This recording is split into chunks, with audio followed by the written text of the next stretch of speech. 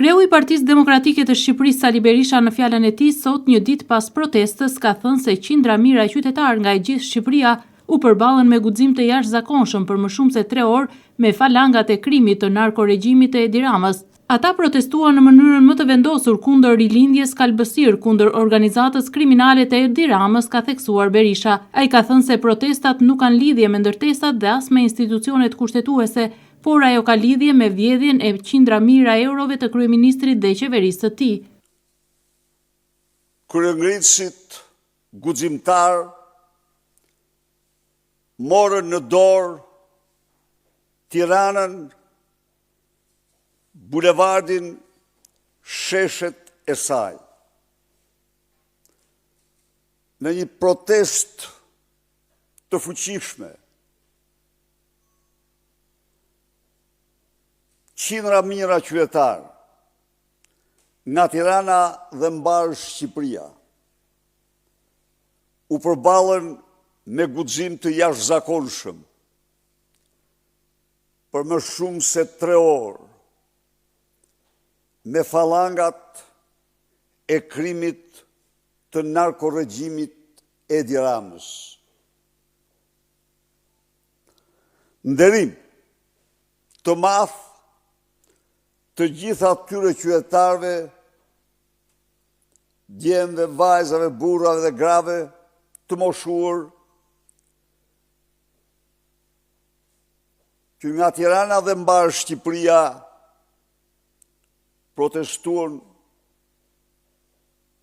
në mënyrën më të vendosur kundër rilindjes kalbësir, kundër organizatës kriminale të Edi Ramës. Proteste e tyre nuk kishte lidhje me ndërtesat, as dhe institucionet kushtetuese.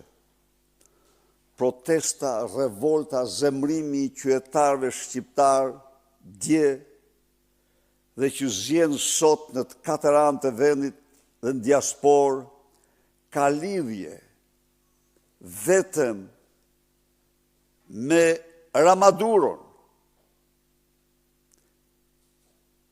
Vjedhjet e tij qindra milionë miliarda euro, lidhjet e tij me krimin organizuar, kartel të drogës, lidhet me Lubi Ballukun,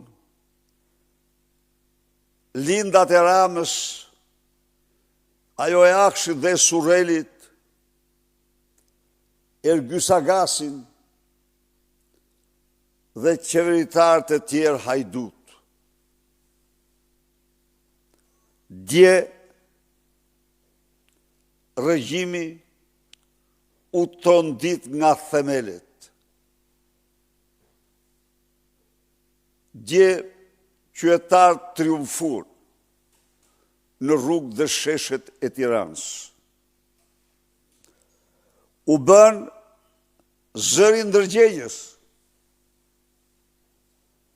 së njerëzve të ndershëm, të cilët nuk pajtohen kurrë me një qeveri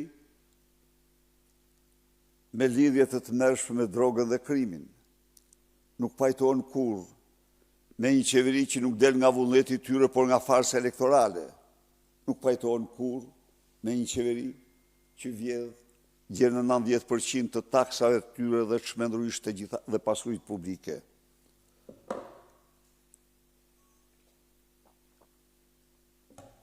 Djata ishin pra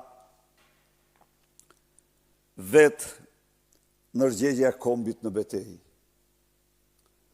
Ata u përcollën mesazh çdo shqiptari se nuk po luftojmë për veten tonë, se nuk po luftojmë për Sali Berishën, se nuk po luftojmë për Partinë Demokratike, as dhe parti të tjera, se po luftojmë për ndërgjegjen e njeriut, për dinjitetin njerëzor. Kreu i Partisë Demokratike të Shqipërisë Ali Berisha ka akuzuar forcat e rendit për dhunën e ushtruar ndaj të rinjve dhe fëmijëve. Ai ka bërë thirrje që protestuesit të lirohen dhe ka paralajmëruar se revolta popullore do të vazhdojë.